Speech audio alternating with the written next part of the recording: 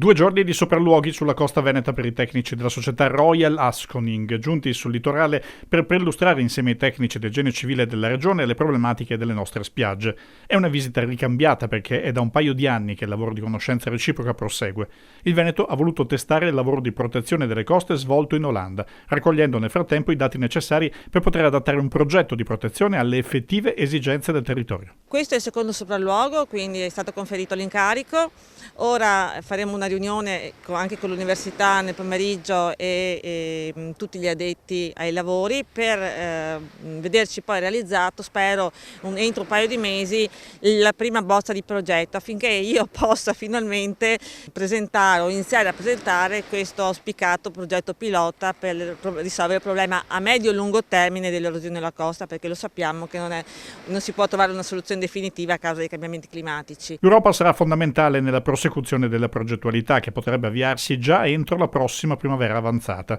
I finanziamenti comunitari sono necessari come il pane. Finalmente siamo entrati nella parte esecutiva, è finita la raccolta dei dati, si comincia a progettare, si sta lavorando per declinare il modello e l'esperienza olandese sulle dimensioni della costa veneta. Da qui a poco sarà presente una prima presentazione per poi arrivare alla stesura definitiva del progetto, che dovrebbe arrivare in primavera, giusto in tempo per poi andare ad aggredire quei fondi europei che ci auguriamo di riuscire ad intercettare per finanziare le opere che verranno realizzate per tutelare le spiagge del Veneto nella maniera in cui meritano di essere difese. I tecnici olandesi, oltre ai sopralluoghi sulle aree critiche della costa, hanno incontrato gli amministratori pubblici e gli operatori, raccogliendo informazioni per lo studio generalista che dovrà individuare le modalità operative di difesa del litorale. Fra le ipotesi vengono indicati grossi accumuli di sabbia,